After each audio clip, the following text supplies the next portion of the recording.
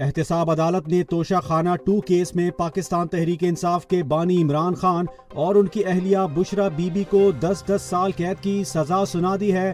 عدالت نے دفعہ 409 کے تحت دونوں کو 7 سال اضافی قید کی سزا بھی دی، جس کے بعد ہر ایک کی مجموعی سزا 17 سال ہو گئی۔ عدالت نے دونوں پر 1 کروڑ روپے جرمانہ بھی عائد کیا۔ فیصلہ اڈیالہ جیل میں دونوں کی موجودگی میں سنایا گیا۔ واضح رہے کہ 13 جولائی 2024 کو نیب نے عمران خان اور بشرا بی بی کو گرفتار کیا تھا اور 37 دن تک نیب کی تحویل میں رکھا گیا۔ 20 اگست 2024 کو کیس کا ریفرنس احتساب عدالت میں دائر کیا گیا۔ امریکہ نے شام میں داعش کے ٹھکانوں پر شدید فضائی حملے شروع کر دیے ہیں۔ امریکی لڑاکا طیاروں اور ہیلی کاپٹروں نے وسطی شام میں متعدد اہداف کو کامیابی سے نشانہ بنایا، جس کا مقصد داعش کے بنیادی ڈھانچے اور ہتھیاروں کی تنصیبات کو تباہ کرنا ہے۔ یہ کارروائی گزشتہ دنوں امریکی فوج پر حملے کے جواب میں کی گئی، جس میں 2 فوجی اور 1 سول مترجم ہلاک ہوئے تھے۔ صدر ڈونلڈ ٹرمپ نے وعدہ کیا کہ داعش پر بھرپور کارروائی کی جائے گی، اور شامی حکومت نے بھی امریکی حملوں کی حمایت کرتے ہوئے اعلان کیا کہ وہ داعش کے خلاف فوجی آپریشنز جاری رکھے گی۔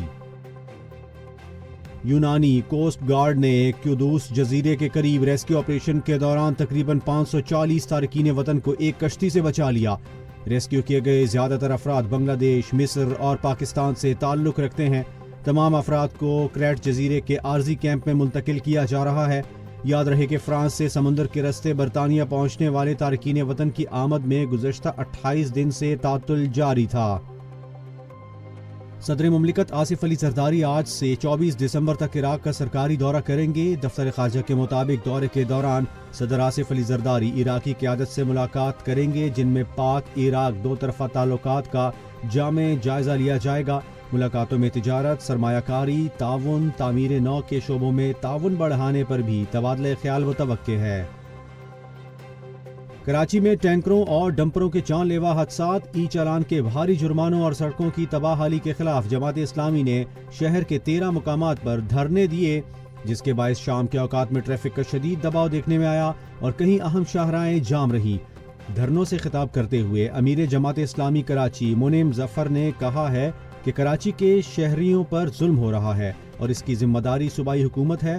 ان کے مطابق شہر کے مسائل حل ہو سکتے ہیں، لیکن پیپلز پارٹی ایسا کرنا نہیں چاہتی۔